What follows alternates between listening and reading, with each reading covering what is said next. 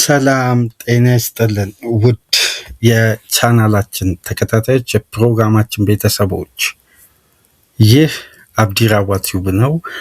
በዕለተ ሰኞ ፕሮግራማችን በድጋሚ በተለመደው ሰዓት ከእናንተ ጋር መገናኘት ችለናል። በመጀመሪያ ክፍል ፕሮግራማችን በቀጥታ ትኩረታችን የምናደርገው በትናንትናው ዕለት ከተደረጉ የቅድመ ውድድር ጊዜ ዝግጅት ጨዋታዎች መነሻ በማድረግ መነሳት ያለባቸውን ነጥቦች በተለያዩ ቡድኖች ዙሪያ እናነሳለን። ከነዚህ መካከል የመጀመሪያ ክፍል በሊቨርፑል የታየው ተስፋና ስጋትን ትኩረት እናደርጋለን። ከዛም በኋላ በቀጥታ ደግሞ የመድፈኞቹ አዲሱ መድፍ ተኳሽ ክሪስቶስ ዞሊስን በተመለከተ የምናነሳው ነጥብ ይኖረናል። በሶስተኛ ክፍል የኤንዞ ማሬስካ ማንቸስተር ሲቲ የአዩብ ባውዲ ጉዳይ መቋጫ ሊገኝለት እየተቃረበ መምጣቱን ተከትሎ እነዚህን ነጥቦች ላይ በተሰኙ ፕሮግራማችን ትኩረት አድርገን ከእናንተ ጋር የምንቆይ ይሆናል። እናንተ ፕሮግራማችንን ላይክ እያደረጋችሁ ተደራሽነቱ ከፍ እንዲል ላይካችሁ ይጠቅመናል። ላይክ አድርጉ። አዲስ ከሆናችሁ ሰብስክራይብ በማድረግ ቻናላችንን ተቀላቀሉ። ከሀገር ውጭ የምታደምጡ በሱፐር ታንክስ ሱፐር ስቲከር ድጋፍ አድርጉልን። የመጀመሪያ ክፍል ፕሮግራማችን ትኩረት የሚያደርገው በትናንትናው ዕለት እንግዲህ ራዮላ እና ሊቨርፑል የመጀመሪያ ጨዋታቸውን በአንፊልድ ከሞናኮ ጋር የቅድመ ውድድር ጊዜ ዝግጅት አዲሱ አሰልጣኝ አንቶኒ ራዮላ በሊቨርፑል ቤት የመጀመሪያ ጨዋታቸውን በአንፊልድ አድርገዋል ከሞናኮ ጋር። ጨዋታውም እንግዲህ ብዙ መልክ በርካታ መወያያ ርዕሶችን በተመለከትንበት የወዳጅነት ጨዋታ እንግዲህ ከረፍት በፊት ሊቨርፑል እጅጉን አስደናቂ ሆኖ ከረፍት በኋላ የሊድሱ አይነት የወዳጅነት ጨዋታ 2-1 እየመራ ረፍት ቢወጣም ከረፍት መልስ በተቆጠሩበት 2 ግቦች ደግሞ ጨዋታውን 3-2 በአንፊልድ በሽንፈት አጠናቋል። የወዳጅነት ጨዋታ መሆኑ ምናልባት የሽንፈቱን አቅም ሊቀንሰው ይችላል። ግን በእነዚህ ጨዋታዎች ላይ የሚስተዋሉ ጉዳዮች ደግሞ የቡድኑን የረጅም ጊዜ ክፍተት፣ እልባት ሊሰጣቸው የሚገቡ አንገብጋቢ ጉዳዮች እንዳሉ፣ የበለጠ ግን የደጋፊው እይታ ስጋቱ ላይ ሊሆን ይችላል። ተስፋው ደግሞ ከስጋቱ በላይ እጅጉን ሰፊና በቂ የሆነ ለወደፊት ጠንካራ የሆነ ቡድን እኛ አሰልጣኝ ሊቨርፑልን ማድረስ እንደሚችሉ ከግብ ማብቃት እንደሚችሉ ግን አስተማማኝ ዋስትና የሚሰጡ ጉዳዮች የበለጠ ከስጋቱ የበለጠ ትኩረት የሚስቡ ጉዳዮች አሉ። ነገር ግን ስጋቱ ወቅቱ የዝውውር ወቅት መሆኑን ተከትሎ መጠናከር ያለባቸው ቦታዎች ቢጠናከሩ ከሚታየው የጨዋታ እንቅስቃሴ አንጻር እነዚህ ክፍተቶች ከተሟሉ አሰልጣኙ ይሄን ስብስብ፣ ይሄን አቅም፣ ይሄን አጫወት የበለጠ ያጎለብታሉ ተብሎ ስለሚታሰብ በመጀመሪያ ደረጃ ዋስትና የሰጡት በጨዋታ ነው። አሁን የሊቨርፑል ደጋፊዎች ስጋታቸው በሜዳ ውስጥ የተስተዋለው ከጨዋታው እንቅስቃሴ አንጻር ያሉ ተጫዋቾች ያሉት ግብዓቶች ሁሉ ለአሰልጣኙ በቂ አይደሉም፣ ዴብዙ ሊጠናከር ይገባል የሚለውን እይታ ያመጡት ከክለቡ የጨዋታ እንቅስቃሴ ነው። ለምሳሌ በዚህ ስብስብ ውስጥ በተሻለ ጥራትም ኳሊቲም ቡድኑ ለቀጣይ የውድድር ዓመት በአስፈላጊ ሁኔታ ከተቀናቃኝ ክለቦች ጋር ኮምፒት እንዲያደርግ፣ ሻምፒዮን እንዲሆን፣ ረጅም ርቀት እንዲጓዝ አስገዳጅ የሆነ የሚጠበቅ ጉዳይ የለም። ምክንያቱም ትራንዚሽን ዓመት ነው። በትራንዚሽን ዓመት ደግሞ የሚለዋወጡ የቡድን እንቅስቃሴዎች አሉ።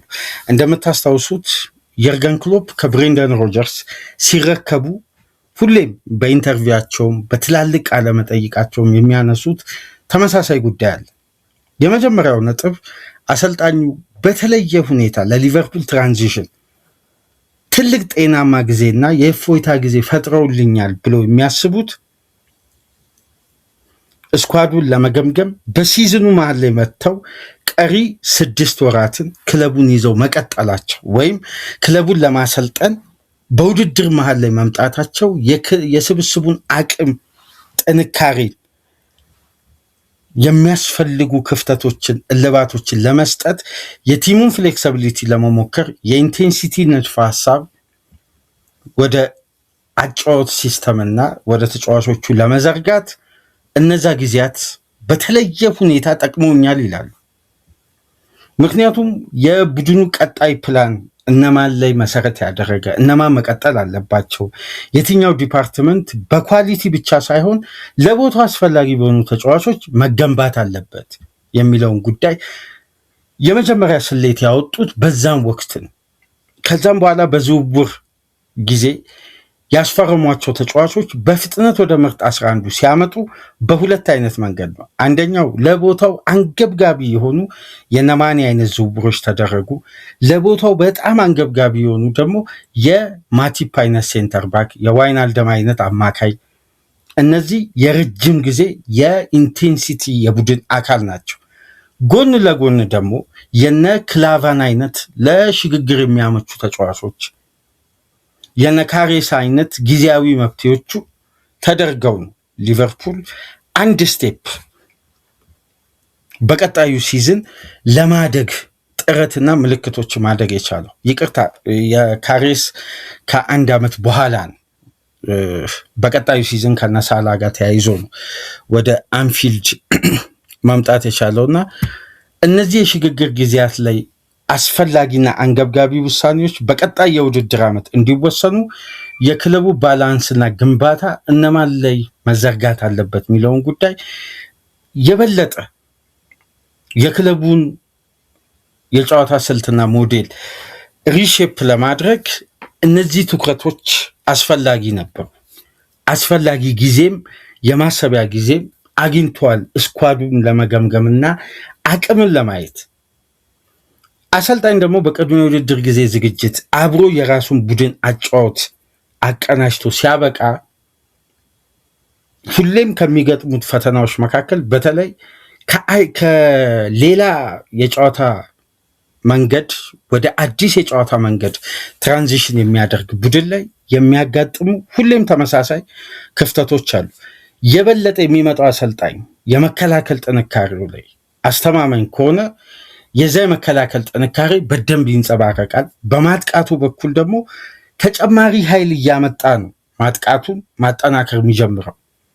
የሚመጣው አሰልጣኝ በማጥቃት ላይ ጠንካራ ከሆነ የተከላካይ ክፍሉ ድክመት እየተስተዋለ ነው በተከላካይ ክፍል ሽግግር የተከላካዩን ጥንካሬ የሚያመጣው። ታስታውሱ እንደሆነ ራዮላ አሁን እየገጠማቸው ያለው ጉዳይ እንደ ቡድን የሊቨርፑል ክፍተት እንዳለ ሆኖ በሀሳብ ደረጃ የገጠማቸው ፈተና በተመሳሳይ ከኤርገን ክሎፕ ጋር አንድ አይነት ምስል አለው። እንደምታስታውሱት የመጀመሪያ 2 የውድድር ዓመት ክሎፕ ሙሉ ሲዝን ሲያሰለጥኑ ኢንቴንሲቲው አለ፣ ኢነርጂው አለ፣ ፕሬሲንጉ አለ። እነዛ ጨዋታዎች ለደጋፊ ሳቢና እምነት የጫሩ ነበሩ። ይሄ ቡድን በደንብ ፈቀቅ ይላል፣ በደንብ መሻገር ይችላል፣ ከጊዜ ወደ ጊዜ ፕሮግረስ እያደረገ በአዳዲስ ኃይሎች በሚያድጉ በሚጎለብቱ ተጫዋቾች የበለጠ ቅንጅቱ ከጊዜ ወደ ጊዜ ከፍ እያለ ሲመጣ አስተማማኝነት ሊያገኝ እንደሚችል በርካታ ምልክቶችንም ዋስትናዎችንም ሰጥተዋል። ግን ቡድን የሚገነባው የእግር ኳስ አስተሳሰብ፣ የእግር ኳስ ስኬት፣ እያንዳንዱ ጉዳይ የሚመጣው በሂደት ነው። እግር ኳስ ሂደት ስለሆነ አንድ ግንባታ በአንድ ምሽት አይጠናቀቅም፣ በአንድ የዝውውር መስኮት አይጠናቀቅም፣ በአንድ የውድድር ዓመት አይጠናቀቅም። ምክንያቱም በከፍተኛ የፋይናንስ ድጋፍ ሳይሆን ፋይናንሻሊ ትርፋማ እንደሆነ ተቋም ፋይናንሱን እያመጣጠነ እዚህ ጋር ደግሞ ጎን ለጎን አስተማማኝነትንም እየሰጠ ከገባበት ደግሞ ከባድ ውጥረትና ጭንቀት ለመውጣት መሰረታዊ የጨዋታ ንድፈ ሐሳብ ይዞ መጓዝ አለበት። ምክንያቱም የዚህ ቡድን ብራንድና ኳሊቲ ከቡድኑ አጫወትና ውጤታማነት ጋር እኩል መጓዝ ስላለበት በቡድኑ ስኬት ልክ የቡድኑ ፋይናንስ ምን ያክል እንደሚጎለብት ያለፉት ጊዜያት የነበሩ የሊቨርፑል ውድድር ዓመቶች በደንብ የሚያሳዩ ናቸው። ስለዚህ የራዮላ ቡድን የተጫዋች ዴብዝ ክፍተት መፈጠሩ ብቻ ሳይሆን በሜዳ ላይ ያለው አስተሳሰብ አሁን ከግዢ ከክፍተት ከሚስተዋሉ ጉዳዮች እንውጣና ባለው ስብስብ ላይ ትኩረት ካደረግን ለምሳሌ የክሎፕ ቡድን በመጀመሪያ ሙሉ ሲዝን ላይ ካስተዋላችሁ ፈርስት ሃፍ የሚያቆመው ቡድን የለም። ሰከንድ ሃፍ ግን ኢንቴንሲቲውን ማኔጅ ለማድረግ በተለይ ታስታውሱ እንደሆነ የተጫዋቾችን የፊትነስ ደረጃ ለመጠበቅ የተለያዩ እርምጃዎች ይወሰዱ ነበር። ሊቨርፑል በ2016-17 በሲዝን ውስጥ በርካታ ጉዳቶችን ያስተናገደ ቡድን ነው። ምክንያቱም በአዲስ አስተሳሰብ ውስጥ የቡድኑ አቅም፣ ኳሊቲ፣ ዴብዝ ሁሉ በተመጣጣኝ ሁኔታ አልነበረም። ታስታውሱ እንደሆነ ሲዝኑ ሲጀምር ሊቨርፑል በአንድ ጨዋታ ከ4 በላይ ጎል ያስቆጥራል፣ ከ3 በላይ በአማካይ ያን የውድድር ዓመት የምታስታውሱ ከሆነ እስከ ጃንዋሪ ድረስ ባለው በአማካይ የትኛውም የእንግሊዝ ክለብ አላስቆጠረም። 3.12 በአማካይ ግቦችን ግን በተቃራኒው የሚቆጠርበትን የግብ ቁጥር ደግሞ ካያችሁ 2.1 ነበር። በጣም ግብ ይቆጠርበታል።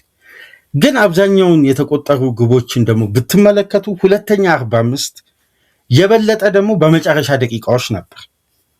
ነገር ግን የክለቡ ደጋፊ በጨዋታው ላይ ስለሚማረክ ጨዋታው ሳቢ ስለሆነ ውጤቱም ተያይዞ ሊመጣ እንደሚችል የትራንዚሽን ጊዜን ዋስትና ሰጥተው በትዕግስት እንዲጠብቁ አስተማማኝነት ስለሰጡ የጊዜ ገደብም ስላስቀመጡ ፕሮጀክቱ በግልጽ በሚታይ እውነታ መሬት ላይ ወረደ ነበር። ስለዚህ ደጋፊው ለመታገስ ዝግጁ ሆኗል። ነገር ግን የአሁኑ የራዮላ ቡድን ላይ ለየት የሚያደርገው የአምናው ከፍተኛ ኢንቨስትመንት በአሰልጣኙ የስልት ለውጥ ምክንያት ስልቱ ደግሞ አስተማማኝነት አለመኖሩ፣ ወደ መሬት የወረደ የጨዋታው ሀሳብ ከፕሪሚየር ሊግ ፊዚካሊቲ ጋር ተመጣጣኝ አለመሆኑ፣ ስትራክቸራል ከፍተኛ ክፍተት መፈጠሩ ክለቡን ዋጋ አስከፍሎታል። ይሄ ደግሞ የጉዳት ቀውስ ሲፈጠር የተጠበቁ ተጫዋቾች በዛው ልክ ለክለቡ ማበርከት ሳይችሉ ሲቀሩ የአሰልጣኙ ታክቲክና የአዳዲስ ተጫዋቾች መግባባትን፣ መቀናጀትን፣ መሻሻልን መመልከት አለመቻላችን የበለጠ የቡድኑን ክፍተት አስፍቶት የአሰልጣኙንም ስራ በበቂ ሁኔታ በሜዳ ላይ ሳይስተዋል አሰልጣኙም ተሰናብተው የተጠናቀቀው ሲዝን የመጡ ተጫዋቾች የበለጠ በአሰልጣኙ ስልታዊ ለውጥ ምክንያት የተዳከሙ ናቸው ተብሎ መብጠልጠል ተጀመረ።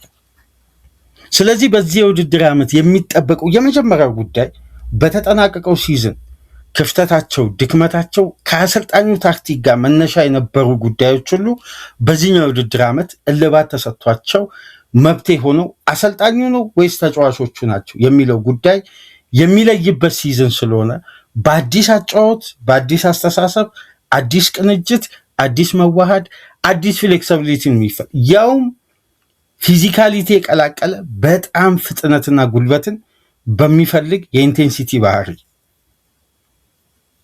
ስለዚህ የሽግግር ጊዜው በቀላሉ በአንድ የፕሪሲዝን ቆይታ ብቻ ሽግግሩ የሚመለስ አይነት አይደለም። ባይሆን ግን ለደጋፊው አስተማማኝነት መስጠት የሚያስፈልገው የጨዋታ ሲስተም አለ። ያን ደግሞ ከተመለከታችሁ ያለምንም ጉዳዮች መሸፋፈን ወይም በግልጽ ከተመለከትን የራዮላ ቡድን ለሊቨርፑል ደጋፊዎች አስተማማኝነቱን ይሰጣል። ይህን ደግሞ አሳይቷል በየጨዋታው። ግን አስተማማኝነቱ በውጤት እንዳይታገዝ ክፍተቶች አሉ። ከክፍተቱ ይልቅ ግን ተስፋው በጣም ሰፊ ነው። ለምሳሌ በተጠናቀቀው ሲዝን አብዛኛውን ደቂቃ አብሮ በጋራ በሜዳ ላይ ባይጫወቱም ግን በተጫወቱባቸው ጨዋታዎች ውስጥ የተጫዋቾቹ ተፈጥሯዊ ክህሎትና መሰረታዊ የጨዋታ ስታይልን ባላማከለ መልኩ የስሎት አጫወት ለቅርጽም ለስትራክቸርም አመቺ አልነበረም። የሁለቱ የፕሪሚየር ሊግ ግዙፍ ዝውውሮች በተጠናቀቀው ሲዝን ሊቨርፑል ያካሄደው የኢሳቅና የዊትዘ ጥምረትን።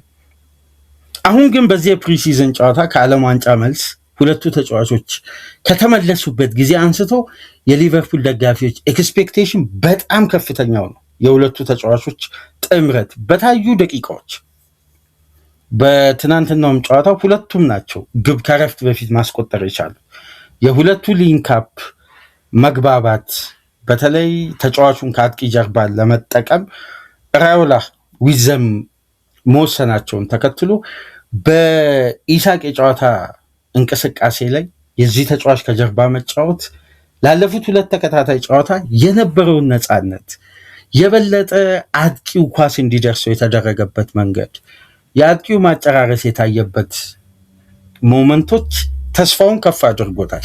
አምና ከነበሩ ጥያቄዎች ከነበሩ ተስፋዎች ጋር በተያያዘ እነዚህ ጉዳይ አሁን መመለሳቸው ክለቡ ላይ ጎልቶ ይታያሉ ከሚባለው ስጋት የበለጠ የክሎፕ አይነት ቡድን በአስቆጣሪነቱ ሊመለስ የሚችልበት ትልቅ ምልክት አለ። አሁን ከስጋት የበለጠ ይሄ ምልክት በሚቆጠሩ ግቦች የሚቆጠርባቸውን የግብ ቁጥርን መቀነስ ቢያንስ ባላንስ ማድረግ የሚችል ገዳይ የሆነ ባህሪ ሁለቱ ተጫዋቾች መሃል መፍጠር አንደኛው አምና ሲጠበቅ የነበረውን ጉዳይ ዘንድሮ መብቴ መፍጠር ከራዮላ የሚጠበቀውን ጉዳይ ይሄ በአስተማማኝ ሁኔታ እየታየ ነው። ሁለተኛው ጉዳይ ደግሞ የአማካይ ክፍሉ ባላንስ በክለቡ ማጥቃት ላይ ያለው ቀጥተኛ ተሳትፎና በሃይላይን ፕረስ የማድረግ ባህሪ ሊቨርፑል ላለፉት 10 ዓመት በዚህ እንቅስቃሴ ውስጥ ነው የቆየው። ይሄን አይደንቲቲ ይሄን አይዲዮሎጂ እስሎት ለመቀየር መሞከራቸው ነው ስትራክቸራል ስተት ያመጣው ስንል ነበር አምና። ግን በዚህኛው የቅድመ ውድድር ጊዜ ዝግጅት የተመለከትናቸው በጎ ጉዳዮች መካከል ለምሳሌ በሊድስ ጨዋታ ከረፍት በፊት የኒዮኒ የወጣቷ ልጅ አስደናቂ ጥምረት ከሶቦዝላይ ጋር በጣም ተስፋ ሰጪ ነው ተባለ። ያ ወጣት ልጅ በአሜሪካ ቺካጎ በነበረው ጨዋታ ሰከንድ ሃፍ ደግሞ ኤክስፒሪየንስ ያላቸው ጆንስና ግራቨንበርግ ሲገቡ ሊቨርፑል 4-2 ተሸነፈ። የሁለቱ የአማካይ ክፍል ባላንስ አጠባበቅ ክፍተት ነው ሲባል ነበር። አሁን ደግሞ በትናንትናው ጨዋታ ስትመለከቱ ከግራቨንበርግ የሊድስ ሁለተኛ 45 ጨዋታ የትናንትና የፈርስት ሃፍ እንቅስቃሴ ደግሞ ፍጹም አስደናቂ ነበር። ስለዚህ ፕሮግረስ ያለበት ቡድን ውስጥ ደግሞ ክፍተት ሚስተዋለው እየተሻሻለ ስለሆነ እንጂ ባለበት ቢቆም ኖሮ ይሄ ቡድን ለክፍተት ለስጋት ብቻ አይደለም እንደ ቡድን ኮምፒት ለማድረግ ከባድ ፈተና ውስጥ እንደሚመጣ አደጋዎች እንደሚፈጠሩ በርካታ ጥቆማዎችን ይስተዋል ነበር። አደጋው ስጋት ሳይሆን አደጋ። አሁን መመልከት ያለብን ክለቡ እየተሸጋገረ ያለበት የጨዋታ አይዲዮሎጂ ነው። እንደምትመለከቱት የስሎት ቡድን በተጠናቀቀው ሲዝን ከየትኛውም ተጋጣሚ በላይ በ90 ደቂቃ የጨዋታ የኳስ ቁጥጥር ብልጫ አለው።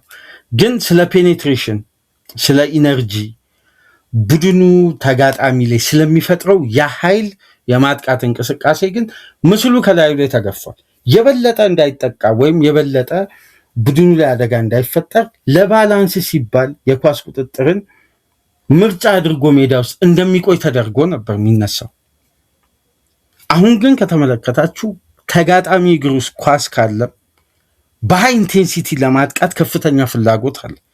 ይሄ ግን ገደብ ተደርጎለታል። ገደብ የተደረገበት ደግሞ ዋነኛ ምክንያት ልብ በሉ፣ አሁን ሊቨርፑል በሁለት ጨዋታ የተመለከታችሁት ክፍተት ይሄ የቡድኑ የትራንዚሽን ጊዜ ትክክለኛ ምስል ነው። በነገራችን ላይ ይሄ ጉዳይ ለሁለት ጨዋታ ሲፈጠር እንዴት የተጫዋች ዴብዝ እጥረት ነው ምንድነው ብዙ ምክንያቶች ይቀርባሉ። ግን እነዛ አይደሉም ትክክለኛ ምክንያቶች። ወይም አንድ ቡድን ሽግግር ላይ ያለ እንደነዚህ አይነት ጉዳዮች ሲፈጠሩ የሚስተዋሉ ከባባድ ጥንቃቄና እርምት ሊወሰዱ የሚገቡ የተጫዋቾች ዝግጁነት አለ። አሁን የሊቨርፑል የዴብዝ እጥረት እንደ ቡድን አለበት። ግን ሁለት የተለያዩ 45ቶችን ሲያሳልፍ ማስተዋል ያለብን የዴብዙ ክፍተት ሳይሆን የተጠናቀቀው ሲዝን የስሎት ቡድን ኳስ ላይ መሰረት ያደረገ በጣም በእርጋታ ለመጫወት የሚመርጥ ኳስን በመቆጣጠር የበላይነት መውሰድ የሚፈልግ ቡድን ነው። ይሄ ደግሞ ፊዚካሊ 90 ደቂቃ በተመሳሳይ ኢነርጂና በሃይ ኢንቴንሲቲ መጫወት የሚፈልግ ቡድን ነው። በእነዚህ የሁለት የጨዋታ ስልቶች መካከል ደግሞ ትልቁ ልዩነት ምንድን ነው? ለአንድ ጨዋታ ተጫዋቾች የሚዘጋጁበት የፊትነስ ዝግጅት ራሱ በጣም በስልት ደረጃ ይለያያል። ስለዚህ በአምናው የፊዚካል ዝግጅት አይደለም ዘንድሮ ሊቨርፑል የሚዘጋጀው፣ የበለጠ ጠንካራ ፊዚካል ስራዎች አሉ። ስለዚህ የተጫዋቾች ፊትነስ አስተማማኝ እንዲሆን በ2:45 በወዳጅነት ጨዋታ በአንድ አይነት ዳይናሚክስ ቡድኑ እንዲጫወት አይፈለግም። ይሄ በነገራችን ላይ ሲዝን ውስጥ አንመለከትም እንዲህ አይነት ጉዳይ። ለመሰላችሁ አደጋን ለመቀነስ የምንወስዳቸው በርካታ እርምጃዎች አሉ ሲሉ ምናልባት ራዮላ በሶስቱም በአራቱም ጨዋታ ከጨዋታ በኋላ የተደመጡት ለዚህ ነው። ሊቨርፑል በአንዱ 45 ነው በጣም ሻርፕ የሚሆኑ፣ ግን ያን ሻርፕ መሆን ሊቀጥል የሚችልበት መንገድ አይደለም የተመለከት ነው። ሁለተኛ 45 ወይም በአንደኛው 45 የተፈጠረውን የብልጫውን ያክል ክለቡ የሚያሳየውን መውረድ ነው። ያ እንደ ቡድን አስፈላጊ ስለሆነ ነው። ሁለቱን የኢንቴንሲቲ ባላንስ ፊትነሳቸውን በዚህን ሰዓት ነው ክለቦች እያንዳንዱን ተጫዋች አዘጋጅተው በብቁ ጤንነት ለውድድር ዓመቱ ይዘው የሚመጡት። ስለዚህ እያንዳንዱን የወዳጅነት ጨዋታ 90 ደቂቃውን በተመሳሳይ ኢንቴንሲቲ እንዲጫወቱ የትኛውም ክለብ አይፈቅድም፣ አይፈለግም። ተመልከቱ የአርሴናልን አጫወት። ሁለት የተለያየ 45 ሁለት የተለያየ የጨዋታ ቅርጽ ነው። በደንብ ከተመለከታችሁ የክለቡ መውረድ በፍጥነት የሚስተዋለው ዋና መሰረታዊ የቡድን ግንባታ የሚካሄድበት ፖዚሽን ላይ ያሉ ተጫዋቾች ሲቀየሩ ልክ የቡድኑ መውረድ ወዲያው ይታያል። ተቀይሮ የሚገቡ ተጫዋቾች በወጡ ተጫዋቾች ልክ እንዲጫወቱ አይደለም፣ በዴብዙ ላይ ስለሚሰጡት አገልግሎትም ፍተሻ ነው። ምክንያቱም ቅድመ የውድድር ጊዜ ዝግጅት እያንዳንዱ ጉዳይ በተግባር ሜዳ ላይ አይደለም። ፕራክቲሱም ቲዮሪውም ሁሉም ጉዳይ ትሬኒንግ ግራውንድ ላይ ነው የሚያልቀው። ይሄ ፍተሻውን በአሰልጣኙ ዝግጅት እና የጌም ማኔጅመንት ፕላን ላይ ነው የሚስተዋለው። ተመሳሳይ ጉዳዮች ሲዝን ውስጥ ሊፈጠሩም ይችላሉ፣ ግን በተመሳሳይ ኢንቴንሲቲ የክሎፕ ቡድን ሁሌም በየሲዝኑ መጫወት ፈልጎ በተመሳሳይ ክለባቸውን ክሎፕ ከሚጎዳባቸው ጉዳዮች መካከል ክሎፕን ሁሌም የመፍትሄ አሰልጣኝ እንዲሆኑ በሊቨርፑል ቤት ያስገደደው በተመሳሳይ ኢነርጂ ሲዝኑን ሙሉ ለመጫወት እየፈለጉ ልክ በደንብ የሊቨርፑልን ሲዝኖች ሪቪው ካደረጋችሁ ፌብሩዋሪ ኤፕሪል ላይ የሊቨርፑል ተጫዋቾች ጉዳት ይጀምራል። አብዛኛው ተጫዋች እስከ ፈረንጆቹ አዲሱ ዓመት ግን በተመሳሳይ ኤነርጂ መጓዝ ይችላል። ለምን? በዛን ሰዓት የኮምፒቲሽኖች መጠንከር፣ የተደራራቢ ጨዋታዎች መብዛት፣ አስፈላጊ ዴብዝና አስተማማኝነት ከሌለው ለእያንዳንዱ ጨዋታ በተመሳሳይ ምርጥ 11 ለመጫወት በጣም ስለሚፈትን ልክ ባላንስ ሊያደርጉ ሲሉ ውጤት ላይ ክፍተት ይፈጠራል። ባላንሱን ትተው ደግሞ ሙሉን 11 ሲጠቀሙ ደግሞ ጉዳት ይስተናገዳል። ይሄ የዴብዝ ጥንካሬን በወቅቱ ስለሚፈልግ ነው። አሁን ወደዛ ትራንዚሽን ነው ሊቨርፑል እየሄደ ያለው። ስለዚህ የሚነሱ እኮ ትላልቅ ክፍተቶች በዝውውር መሸፈን ያለባቸው አስፈላጊ ቡድኑ መጠናከር ያለበት ፖዚሽኖች አሉ። ይሄ የትኛውም የእግር ኳስ ቤተሰብ የሚያምነው ጉዳይ ነው። ግን ትራንዚሽን ላይ የሚያጋጥሙ ጉዳዮችንም ጎን ለጎን መመልከት ያስፈልጋል። አሁን የአይዲዮሎጂ ለውጥ ነው፣ መሰረታዊ የጨዋታ ቅርጽ መቀየር ላይ ነው። የበለጠ አዲስ ፍላጎት በወጣት ዕድሜ በሁለት ትላልቅ ክለቦች የሞከራቸውን የጨዋታ ሲስተሞች በግዙፍ ክለብ ዋስትና ለመስጠት ትልቁ ወንበር በኃላፊነት በቀድሞ በክለቡ ሌጀንድ የጨዋታ አይዲዮሎጂ የመጣ አሰልጣኝ ነው። ስለዚህ እያንዳንዱ ጨዋታ ላይ ኤክስፔክቴሽኑ የበለጠ ከስሎት ራዮላ ላይ ይጠነክራል። ለምን? ኢንቴንሲቲን እመልሳለሁ ብለዋል። ስሎት ደግሞ ከኢንቴንሲቲ አይዲዮሎጂ መቀየሩ ነው የሊቨርፑልን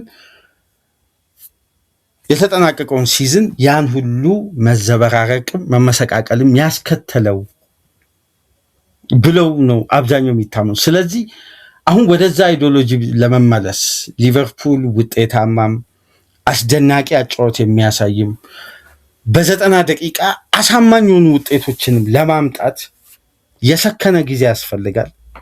ጊዜ ደግሞ ለአንድ ቡድን አስተማማኝነት የሚሰጠው ምንድነው?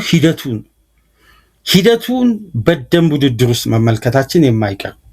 ይሄ ሂደት ግን አድጎ ጎልብቶ ወደሚፈለገው ስቴጅ መምጣቱ አይቀርም።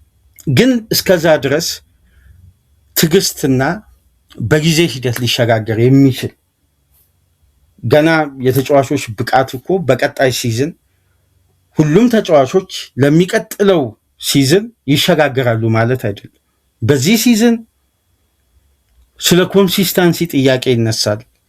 ሲዝኑን በአስተማማኝነት ቦታቸውን በብቃት የማጠናቀቅ ሂደትንም ገና አሰልጣኙ የራሳቸውን የረጅም ጊዜ ፕላንን የሚገመግሙበትም ሲዝን። ስለዚህ እርጋታና ስክነት ያለው ሽግግር ስለሚያስፈልግ አሰልጣኙ ገና ክፍተቱን አብራርተው ሲመለከቱ ጥገና እየተደረገ ነው። አሁን አሮሆ የመጣው መብቴ በገበያ ላይ የተከላካይ አስተማማኝ መብቴ ስለጠፋ የአጭር ጊዜ መብቴ የዚህን ሲዝን መብቴ ስለሚያስፈልግ ለአንድ የውድድር ዓመት ቅድም የክላቫንን ዝውውር የመብቴ ዝውውር ነው የዘላቂ የፕሮጀክት አካል ሳይሆን በዛም ወቅት ክለቡን ለማሸጋገር ኤክስፒሪየንስና እዛ ቦታ ላይ እርጋታን ሴንተር ባክ በሴንተር ባክ ፖዚሽን ላይ ስለሚያስፈልግ ክላቫን ካለው ኤክስፒሪየንስ እና የዳበረ የሜዳ ውስጥ ቆይታ አንጻር ክሎፕ ለማምጣት ፈለጉ። ግን የረጅም ጊዜ ፕላን አልነበር። ተመልከቱ። ስለዚህ አሁን ሊቨርፑል ለአጭር ጊዜ ፕላን አሮሆን አምጥቷል። ግን ለረጅም ጊዜ ፕላን የያዛቸው ደግሞ ሁለት እጅጉን አስደናቂ በጊዜ ሂደት ከጎለበቱ በጣም በጣም በጣም ለሊቨርፑል የወደፊት የተከላካይ ክፍል የልብ ምት የሚሆኑ ሁለት አስደናቂ እምቅ ችሎታ ያላቸው ወጣት ኃይሎችን አምጥተዋል። የነዛ ተጫዋቾች እድገትና መጎልበትን ገና በዚህ ሲዝን ፕራክቲካሊ የሚመለከቱበት ነው። ራዮላ የተመረጡበት ዋነኛ ምክንያት የወጣት ተጫዋቾችን ፖቴንሻል አውጥቶ የመጠቀም አቅማቸው ነው።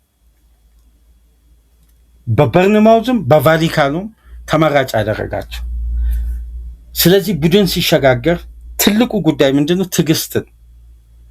እስሎት ከክሎፕ የተረከቡት አስተማማኝ ከዴብዙ እስከ ምርጥ 11 በቦታ ላይ ስላለው አማራጭ ጥልቀቱ ዋስትናም ስለነበረው ለሽግግር ጊዜ አልፈጀባቸው።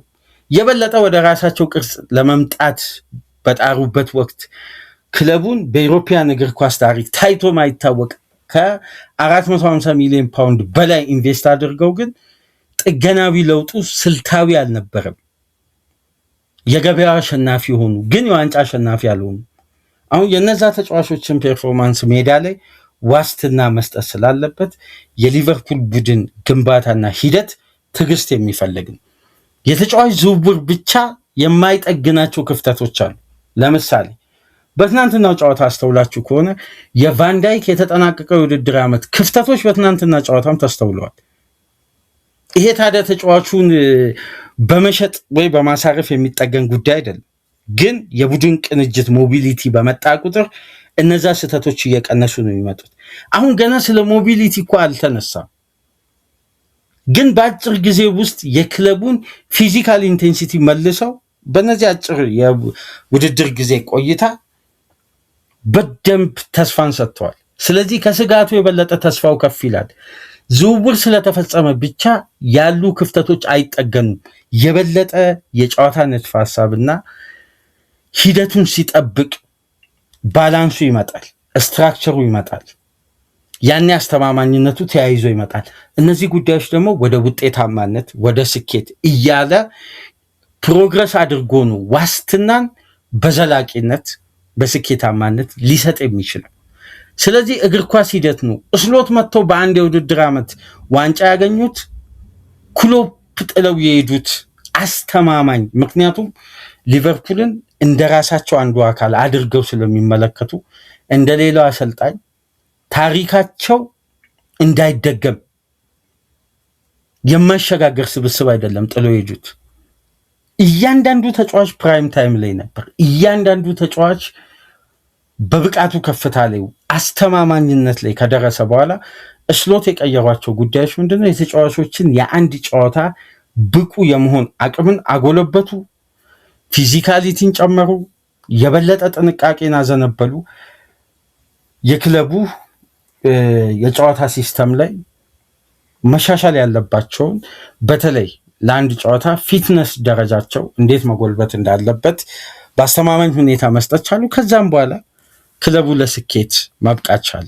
ግን ባላንሱ፣ ስብስቡ፣ ጥልቀቱ ተጫዋች ያልፈረመው እኮ በዛ ሲዝን ሁሉም ነገር የተሟላ ስብስብ ስለሆነ ምንም ጉለት ስለሌለበት አሁን የበለጠ ያ ግንባታ ያ ሽግግር በእድሜ በሽያጭ በተለያዩ ምክንያቶች ከአሰልጣኝ ፍላጎት ጋር በተያያዘ ተሰባብረው ድጋሚ እየተጠገነ ነው። ስለዚህ ድጋሚ ሲጠገም ብቻ የጨዋታ አቀጣጣይ የጨዋታ የበላይነት ሊወስዱ የሚችሉ የግል ጥረታቸው አስተማማኝ የሆኑ ተጫዋቾች ማምጣት ብቻ ሳይሆን እንደ ቡድን መዋሃድ መጎልበት ያለባቸው አስፈላጊ ጉዳዮች ስላሉ ከስጋቱ የበለጠ ተስፋው ከፍ ይላል። ስጋቱ ከፍ ያለው ወይም ስጋቱ ለደጋፊ የታየው እነዚያ የሚፈለጉ ቱሎች ሊቨርፑል እንዲይዝ የሚፈለገው የአጨዋወት ሲስተም ስለተመለሰ አሁን ክፍተቶቹ ተስተዋሉ እንጂ የክለቡ አስተማማኝነት ላይ ትላልቅ ጥያቄዎች ነበሩ። አሁን እንኳ አይደንቲቲውን ወደ ማግኘት መጥቷል። ስለዚህ ሂደት ነው። ፕሮግረስ ደግሞ ቡድን ባደረገ ቁጥር ከጊዜ ወደ ጊዜ እየተዋሃደ እያደገ እየጎለበተ ሲመጣ በእያንዳንዱ ዲፓርትመንት ላይ ያለው ፍሉዲቲ ተጫዋቾች በራሳቸው ኃላፊነት የሚወስኗቸው የአቅማቸውን የኳሊቲያቸውን የሚያበረክቱበት ስቴፕ ላይ ደግሞ ሲደርሱ ያኔም ስኬትም ውጤታማነትም ተያይዞ ይመጣል። ስለዚህ ትዕግስት ዋነኛውና አስፈላጊው ጉዳይ ነው። በአሁኑ የራዮላ የቡድን ግንባታ በአጨዋወትም በአስተሳሰብም ለማጎልበት እየተጓዙበት ያለውን ርቀት ስንመለከትና የሊቨርፑል ደጋፊዎች የበለጠ መታገስን ቅድሚያ መስጠት ያለባቸው ይመስለኛል። ይሄ የኔ ሀሳብ ነው። የእናንተ ሀሳብ ደግሞ ከዚህም የተሻለ ሀሳቦችን ስለምሰነዝሩ በኮሜንት መስጫ ላይ እስቲ እናንተ ደግሞ ያስተዋላችሁትን ጉዳይ አጋሩ። በተለይ ከሁለቱ ተከታታይ ጨዋታዎች ሁለተኛ 45 የውጤት ለውጥ ቀጥታ መምጣቱ እውነትም የኢንቴንሲቲው ኢነርጂ ለትንሽ ደቂቃ የተገነባ ቡድን ይመስላል። ይሄን ጉዳይ በክሎፕ ቡድን ውስጥ አልተመለከታችሁ? ከዛም በኋላ እልባት የተሰጠበት መንገድ ደግሞ ጊዜ አልፈጀም። ምክንያቱም የአይዲዮሎጂ ለውጥ ሲደረግ አንድ ቡድን ውስጥ ሊከተል የሚችለው ክፍተት ይሄ ነው። ፔፕ ለምንድን ነው በመጣ ዓመት ውጤታማ ስኬታማ ያለው? ከፓለግሪኒ የተቀበለውን ቡድን ፈትሾ አጣርቶ ማሻገር ስላለበት ባክስሪ ሲስተምን ተጠቅሟል። 3-5-2ን ተጫውቷል። ሳኔና ናቫስን አድርጎ ፔፕ እኮ ተቸግሯል። የመጀመሪያ የመጣ ዓመት ሶስተኛ ሲወጣ እነ ያያ ቱሬን እነ ጋርሺያን እነ ፈርናንዲኒዮን አቀናጅቶ ኬሚስትሪውን ለማምጣት ግን አዋጪው የአማካይ ክፍል ባላንስና የባክፎር ሲስተሙ እንዴት መገንባት እንዳለበት በሽግግሩ ወቅት ጥሬውንና ብስሉን መለያየት ቻለ። ያኔ የሲቲን አይደንቲቲ መሬት ላይ ያወረደ፣ ፔፕን የሚያቆመው ጠፋ። ስለዚህ ወደ አይደንቲቲ አንድ ቡድን ተቀናጅቶ ተዋህዶ ለመምጣት እግር ኳስ ውስጥ ያለውን ትክክለኛ ተግባራዊ ሂደት መጠበቅ አለበት። ሂደቱን የጠበቀ ቡድን ደግሞ መሰረቱ አስተማማኝ ስለሆነ በየትኛውም መንገድ ይሁን በዛ አይዲዮሎጂ ወደ ከፍታ ይመጣል እንጂ አይንሸራተትም።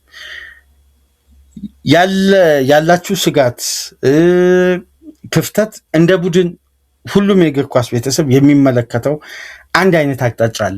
ግን በዛው ልክ ከኛ በተሻሉ የሚመለከቱ ጠለቅ ያሉ ምርመራዎችን የሚያደርጉና አናላይዝ የሚያደርጉ ትላልቅ ኃላፊዎችና ባለሙያዎች ባሉበት ቡድን ውስጥ አንዳንዴ በተደጋጋሚ የሚነሳ ሀሳብ አለ። እዚሁን የምንመለከታቸውን ጉዳዮች ቅርበት እዛው ክለቡ አጠገብ ያሉ ግለሰቦች እንዴት አይመለከቱ የሚሉን ነገር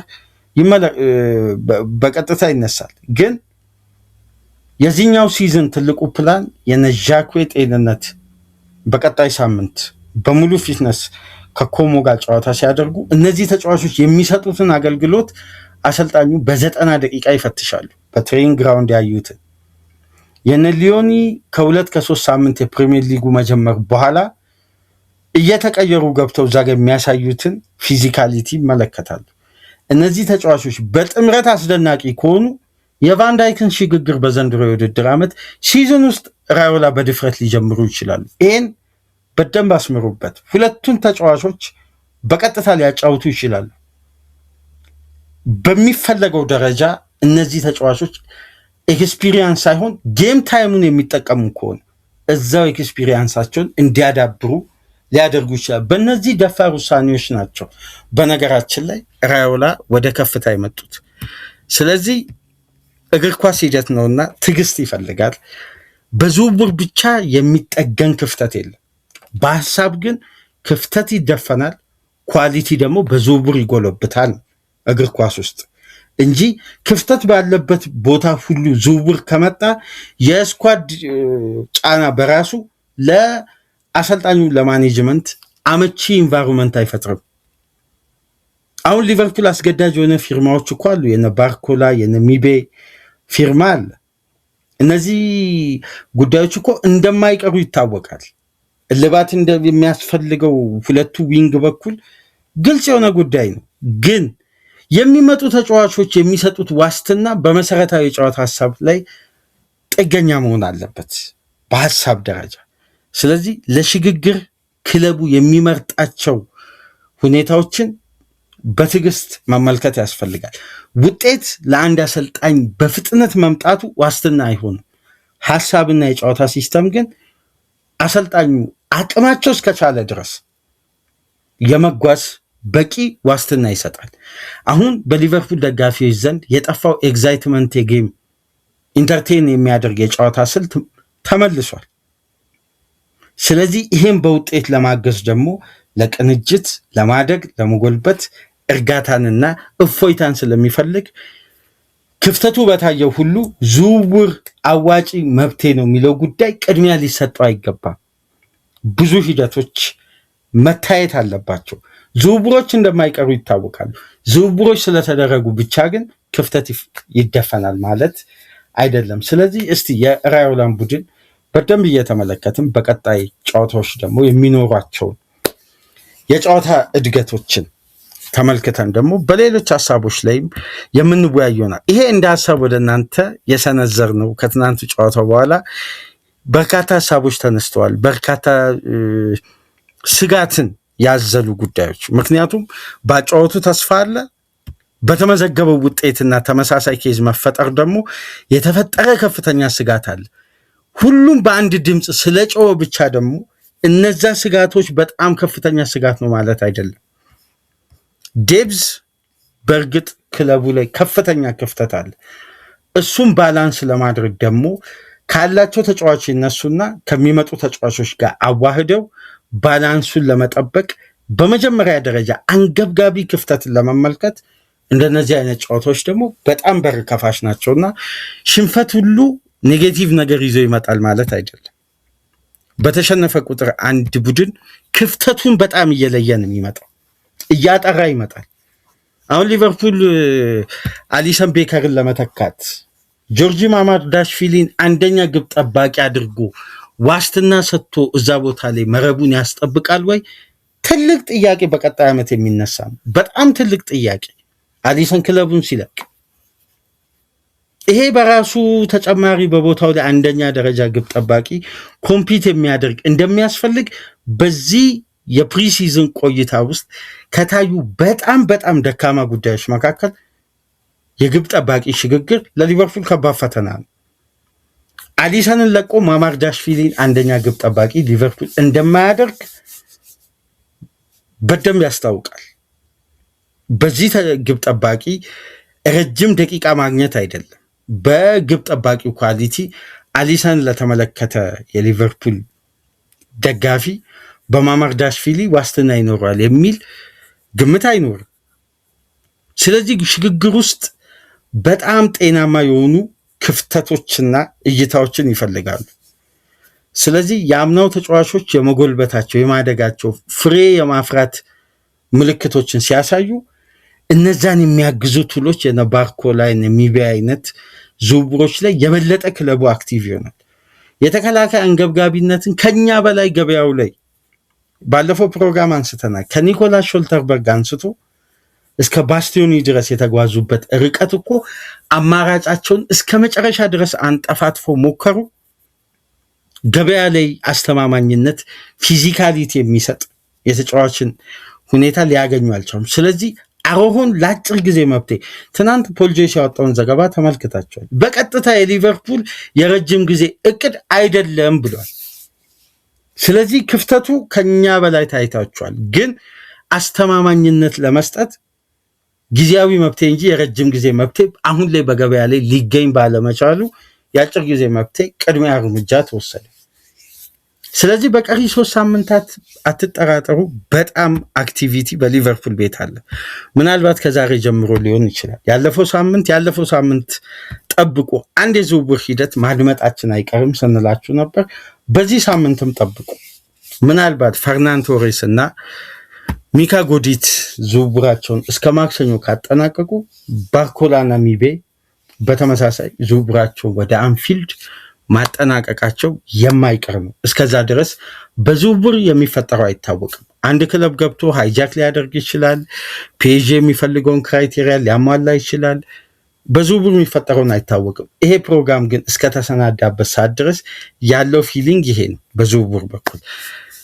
ለማንኛውም ኦፖርቹኒስቲክ ዲል ከሆነ አማካይ ክፍል ግን ሊፈርም እንደሚችል በጣም በአንፊልድ ዙሪያ የሚወጡ ዘገባዎች እየጠቆሙ ነው። ምናልባት እድለኝነት የሚጠይቅ የዝውውር ሂደት በገበያ ላይ ከተገኘ አክቲቪቲ ይኖራል ተብሎ እየታሰበ እየተነገረ ነው የሚገኘው። ይሄ ጉዳይ ምን ያክል ተቀባይነት አለው በቀጣይ የምንመለከት ነው የሚሆነው። ለማንኛውም ከተመቻችሁ ላይክ አድርጉ። ላይክ ስታደርጉ በርካታ የእግር ኳስ ቤተሰቦች ጋር ተደራሽ ይሆናል፣ ተደማጭ ይሆናል። ላይካችሁ ይጠቅመናል። ላይክ አድርጉ። አዲስ ከሆናችሁ ሰብስክራይብ ዳርጋችሁ ቻናላችንን ተቀላቀሉ። ከሀገር ውጭ የምታደምጡ ድጋፍ አድርጉ። በአጫጭር የአርሴናል እና የሲቲ ፕሮግራሞች ተመልሰን እንመጣለን። ሰላም ቆዩ።